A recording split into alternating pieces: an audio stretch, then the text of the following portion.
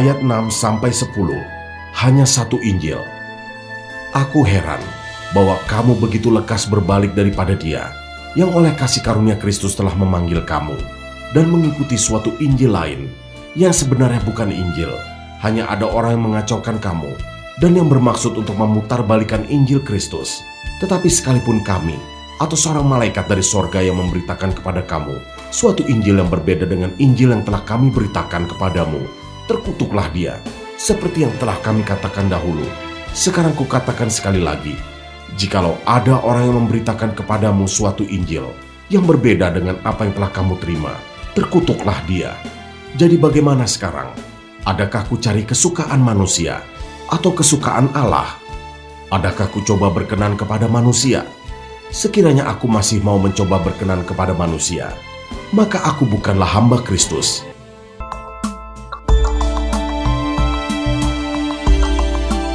Selamat pagi adik-adik. Halo, apa kabarnya? Kita ketemu lagi di tahun yang baru ini, di tahun 2021. Saya berdoa adik-adik senantiasa sepanjang tahun ini terus akan bertambah setia ya, baik di dalam pengajaran Tuhan Yesus dengan melalui sekolah minggu setiap minggunya maupun di dalam pelajaran adik-adik sekolah. Nah, pelajaran kita pada pagi hari ini atau triwulan ini yaitu tentang dewasa di dalam Kristus. Nanti kita akan mengulas bagaimana sih menjadi dewasa di dalam Kristus. Nanti setiap minggu sungguh banyak pelajaran yang menarik yang adik-adik bisa dengarkan melalui ini. Nah, kita akan mulai pelajaran pada pagi hari ini dengan tema kokoh karena Injil yang benar. Diambil dari Galatia 1 ayat 6 sampai dengan 10. Tapi sebelumnya saya mengajak adik-adik untuk berdoa terlebih dahulu. Bapa di surga, kami bersyukur kepadamu Tuhan Yesus bahwa di minggu pertama awal tahun ini kami boleh kembali belajar mengenai Injil yang kokoh. Kami percaya Tuhan Yesus yang akan mengajarkan kepada kami tentang jemaat di Galatia dan mengajarkan kepada kami hal-hal yang benar untuk kami ikuti. Terima kasih Tuhan untuk kesetiaan kasih Tuhan sepanjang tahun kemarin, dan kami bersyukur untuk sekolah minggu kami ini di mana kami bisa bertumbuh dan mendengarkan firman Tuhan setiap minggunya. Terima kasih Bapa, terima kasih Yesus, dan terima kasih Roh Kudus. Karena hanya di dalam satu nama Yesus Kristus kami berdoa dan mengucap syukur. Amin. Adik-adik, apa sih yang diceritakan dalam Galatia 1 ayat 6 sampai dengan 10 mengenai kokoh karena Injil yang benar?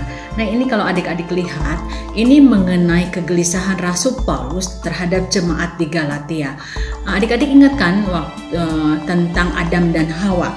Adam dan Hawa yang harus keluar ya dari Taman Eden karena termakan bujuk rayu iblis. Nah, hal ini pun juga terjadi pada jemaat di Galatia. Adik-adik harus ingat bahwa iblis itu senantiasa memakai berbagai cara untuk supaya anak-anaknya itu tidak fokus atau anak-anaknya itu kemudian berpaling dari Kristus. Nah, kita melihat di sini bagaimana kegelisahan Paulus terhadap jemaat di Galatia. Karena apa? Karena Paulus melihat bahwa jemaat di Galatia itu sudah mendengar loh Injil yang benar, tapi kemudian mereka dengan mudah bisa terbujuk oleh pada Injil-Injil yang palsu. Sebenarnya jemaat di Galatia itu telah mengenal Tuhan Yesus melalui pemberitaan Injil. Tentunya pemberitaan Injil dari Rasul Paulus. Namun kita tahu bahwa seiring berjalannya waktu, kemudian fokus mereka beralih dari Injil yang benar pada Injil yang palsu. Nah, inilah kalau adik-adik membaca dari 6 sampai dengan 10, bagaimana kondisi ini membuat Rasul Paulus marah sekaligus heran ya. Mengapa jemaat Galatia itu lekas berbalik dari Kristus dan mengikuti Injil yang lain seperti yang dia katakan di pasal 6. Nah, Paulus merasa bertanggung jawab karena Paulus itu mengasihi orang-orang yang dia injili, jemaat-jemaat yang dia injili itu dia sangat mengasihi. Karena itu dia merasa bertanggung jawab untuk menasihati mereka untuk kembali kepada Injil yang sejati atau Injil yang benar. Jadi Injil yang palsu ini adalah di mana bahwa tidak cukup percaya kepada Yesus Kristus. harus ditambahkan hal yang lain, misalnya dengan melakukan hukum-hukum Taurat, ditambahkan dengan ajaran-ajaran tradisi atau keagamaan Yahudi waktu itu. Nah, ini sebetulnya tidak benar, karena yang benar, Injil yang benar adalah bahwa iman kepada Yesus Kristus itu dapat, yaitu ketika kita menerima Yesus sebagai Tuhan dan Juru Selamat. Cukup menerima Yesus sebagai Tuhan dan Juru Selamat, tidak usah, Paulus menegaskan, tidak usah lagi ditambah dengan embel-embel yang lain.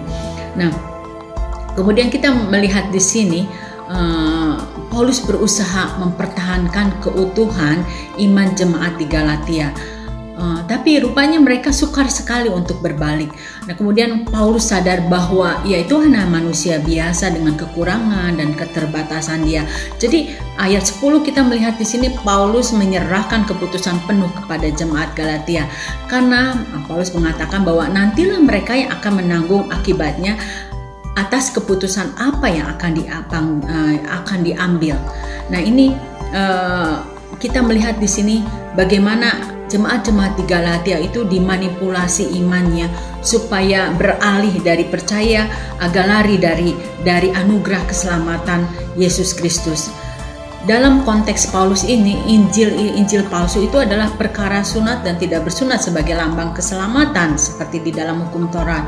Nah, jemaat di Galatia ini dibuat percaya bahwa tradisi keagamaan adalah sarana keselamatan. Dan itu bukan seperti itu. Paulus hanya ingin menjelaskan bahwa Injil yang benar itu, esensi daripada Injil, yaitu menerima Yesus sebagai Tuhan dan Juru Selamat, iman kepada Yesus Kristus cukup.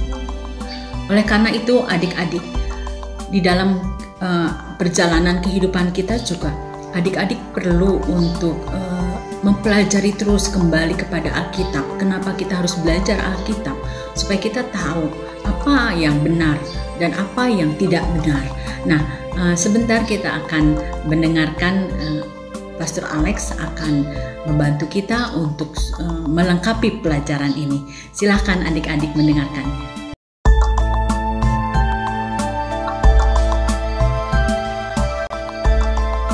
Bapak, Ibu, saudara-saudari yang sangat dikasihi oleh Tuhan Yesus Kristus, Shalom semua. Tambahan pemaparan dari buku sekolah minggu LLB kita di awal tahun 2021 ini, yaitu pelajaran 1 triwulan 1 mengenai Injil yang benar, adalah dari Galatia 1 ayat 6 sampai yang ke-10. Mari kita mulai dari ayat 2. Rasul Paulus mengirimkan surat ini ke jemaat Tuhan di Galatia karena Rasul Paulus melihat ada masalah yang sedang dihadapi oleh jemaat Tuhan itu. Masalah itu tengah terjadi bukan hanya di satu kelompok jemaat atau satu gereja yang berada di Galatia saja, namun masalah ini sedang dihadapi oleh gereja-gereja yang berada di daerah Galatia. Dari Alkitab kita mengetahui bahwa masalah ini adalah masalah yang berat dan masalah ini menyebar di gereja-gereja Tuhan di Galatia. Dari ayat 6 kita melihat permasalahan besar yang dipikirkan oleh Rasul Paulus ini, yaitu jemaat-jemaat Tuhan di Galatia berbalik daripada Dia. Dia di sini bukan hanya Yesus Kristus, namun secara prakteknya adalah berbalik dari Injil Yesus Kristus. Pengertian seorang anak Tuhan akan Injil Kristus, yaitu Injil yang benar, mempengaruhi hubungan atau relationship anak Tuhan itu dengan Tuhan dan sesama anak Tuhan. Mempengaruhi cara anak Tuhan itu melihat jati dirinya sendiri. Mempengaruhi pilihan hidup anak Tuhan itu. Mempengaruhi moralitasnya, mempengaruhi cara anak Tuhan itu hidup sebagai pengikut-pengikut Yesus, sebagai anak-anak Tuhan. Dari ayat 4 kita mengetahui Injil Kristus, Injil yang benar itu seperti apa yang ditinggalkan oleh jemaat-jemaat di Galatia itu. Tuhan Yesus Kristus yang telah menyerahkan dirinya karena dosa-dosa kita untuk melepaskan kita dari dunia jahat yang sekarang ini menurut kehendak Allah dan Bapa kita. Itulah salah satu inti dari Injil Kristus yang adalah Injil kasih karunia Kristus yang ditinggalkan oleh jemaat-jemaat Tuhan di Galatia itu. Salah satu elemen penting dari Injil kasih karunia Kristus ini adalah proses yang dibicarakan di ayat 4, yaitu proses keselamatan adalah atas kehendak Allah, atas kasih dan karunia yang datangnya dari Allah, bukan oleh manusia, bukan dari manusia. Namun di ayat 7, Rasul Paulus menunjukkan kepada jemaat-jemaat Tuhan di Galatia akan Injil yang bukan Injil Kristus, yang bukan Injil kasih karunia Kristus. Dari konteks Alkitab kita mengetahui bahwa yang sedang marak terjadi di gereja-gereja di Galatia adalah ada orang-orang yang mengajarkan Injil yang isinya adalah kasih karunia Kristus dan hal-hal lain yang harus dilakukan oleh manusia untuk melengkapi kasih karunia Kristus. Di dalam konteks nas ini kita mengetahui yang dimaksud dengan hal-hal lain ini termasuk hukum Taurat dan tradisi-tradisi yang ada di dalam atau di sekitar hukum Taurat ini. Dan Rasul Paulus katakan bahwa Injil yang berisi kasih karunia Kristus dan hal-hal lain yang harus dilakukan oleh jemaat-jemaat ini adalah bukan Injil, adalah Injil yang dikacaukan, adalah Injil yang diputarbalikkan. Injil Kristus yang benar adalah Injil yang berdasarkan kasih karunia Kristus, di mana Jesus Savior, di mana Yesuslah yang menyelamatkan. Sementara Injil yang dikacaukan dan diputarbalikkan ini adalah Injil berdasarkan kasih karunia Kristus, tapi jemaat-jemaat ini masih harus melakukan hal-hal lain karena ada hal-hal lain yang dilakukan oleh manusia. Maka dikatakan ini adalah Injil yang my performance savior. Artinya Injil di mana keselamatan diperoleh dengan manusia melakukan sesuatu.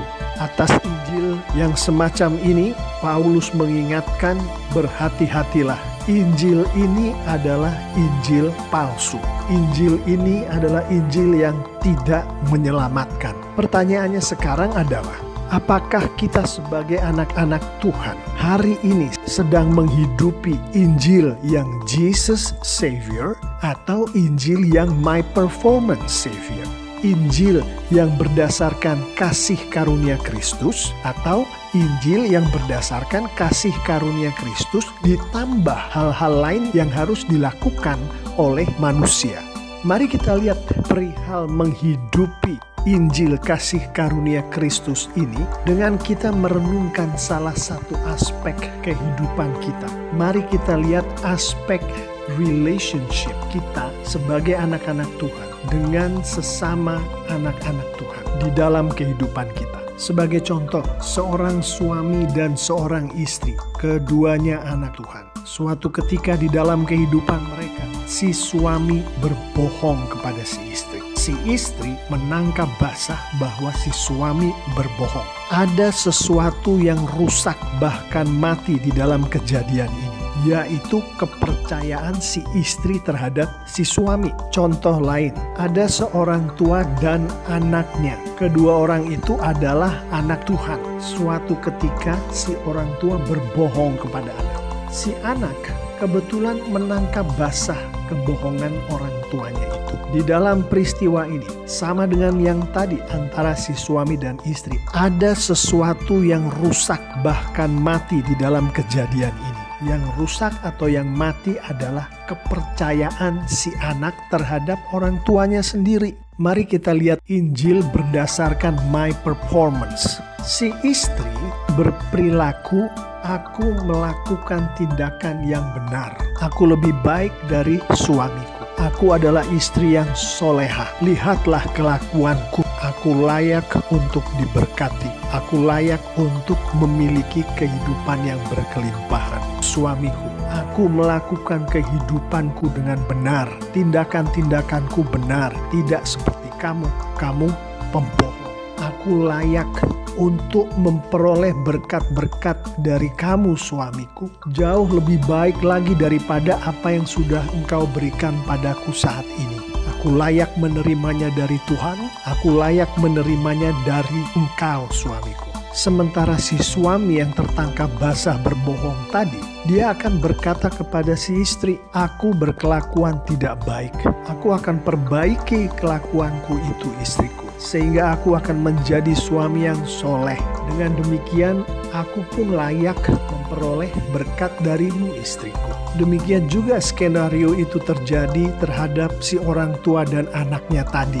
Dalam hal ini, si suami dan si istri, si orang tua dan si anak sedang menghidupi Injil palsu yang dikatakan oleh Rasul Paulus tadi. Mereka mencari berkat dari satu sama lain dengan cara mereka melakukan perbuatan-perbuatan baik. Bisakah kepercayaan yang sudah rusak atau mati tadi dihidupkan, diperbaiki dengan cara orang-orang yang bersangkutan menghidupi Injil palsu yang berdasarkan perbuatan baik ini?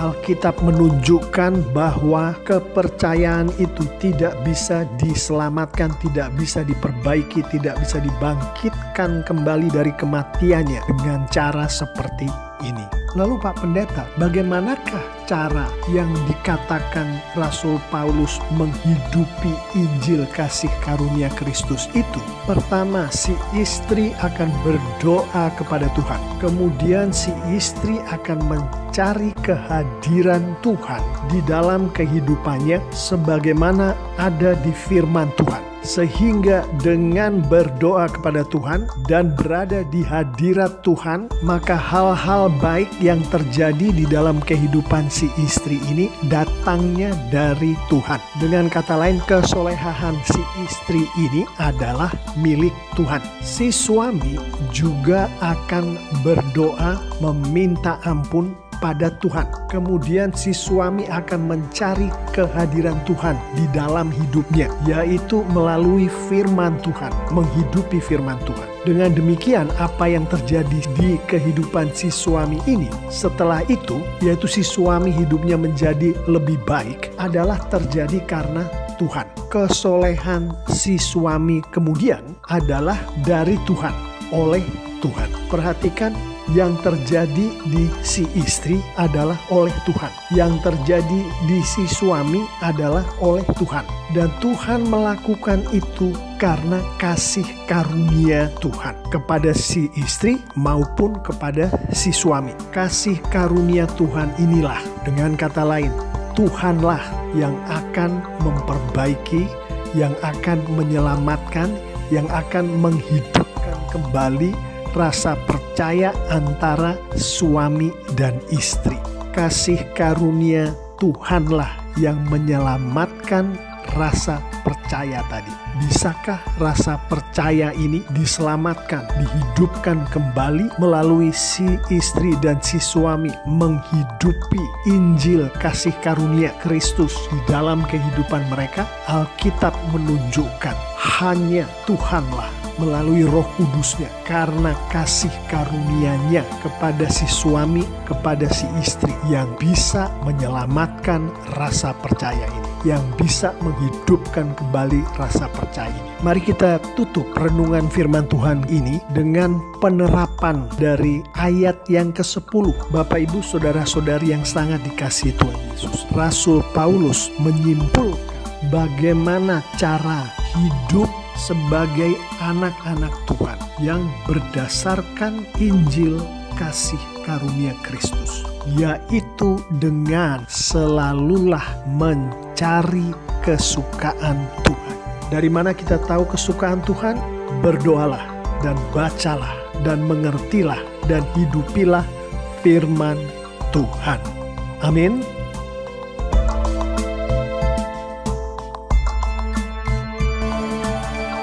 Terima kasih Pastor Alex yang sudah mengingatkan kita melengkapi pelajaran pada pagi hari ini. Adik-adik, kesimpulannya dari pelajaran pada pagi hari ini apa? Nah, salah satu cara yang seperti saya katakan tadi, supaya kita semakin mengerti tentang ajaran yang benar, sehingga kita tidak, adik-adik saya dan adik-adik tidak diombang-ambingkan oleh pengajaran-pengajaran atau Injil yang palsu. Yaitu caranya seperti apa? Yaitu kita menjadi kuat dengan rajin baca Alkitab, dengan rajin untuk membaca firman. Oleh karena itu betul apa yang sudah kita lakukan bersama saat ini. Ada kelompok di Tunas Muda dan Madia itu ada kelompok pembacaan firman Tuhan yang setiap hari kita update.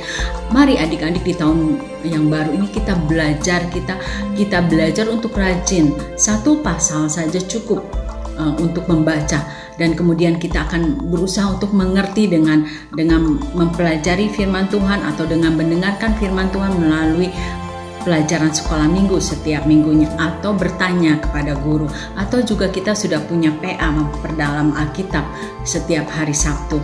Itu cukup akan menambah pengertian kita mengenai pengajaran-pengajaran yang benar di dalam Tuhan Yesus Kristus. Nah, adik-adik, ayat hafalan dari minggu ini dari Roma pasal 1 ayat 6a. Silakan adik-adik menghafalnya dan kemudian kirim videonya kepada kita sekalian. Demikian adik-adik pelajaran pada pagi hari ini. Saya berdoa semoga kita bersama-sama tetap kokoh di dalam pengajaran Injil Yesus Kristus. Kita akan berdoa ya adik-adik. Tuhan Yesus, kami bersyukur kepada-Mu Tuhan, karena Tuhan sudah memberikan kepada kami pengajaran yang benar, Injil yang benar yang dapat kami terima di dalam Yesus Kristus. Hanya kan di dalam Tuhan Yesuslah kami bisa menerima keselamatan yang sudah Tuhan berikan sebagai kasih karunia yang sudah Tuhan sediakan bagi kami umat yang orang-orang berdosa. Kami bersyukur Tuhan karena dalam kehidupan kami sudah terima Engkau sebagai Tuhan dan Juru Selamat kami. Terima kasih Bapa, terima kasih Tuhan Yesus. Biarlah kiranya Tuhan akan pimpin kami sepanjang minggu yang akan datang ketika kami memulai aktivitas kami kembali. Terima kasih Bapa, di dalam nama Yesus Kristus kami berdoa. Amin. Adik-adik, selamat beraktivitas hari ini, dan adik-adik mungkin tanggal 7 ada yang kembali beraktivitas mengikuti sekolah. Nah, selamat mengikuti aktivitas dan tambah rajin ya di tahun yang baru ini. Bertambah rajin, bertambah semangat. Bye.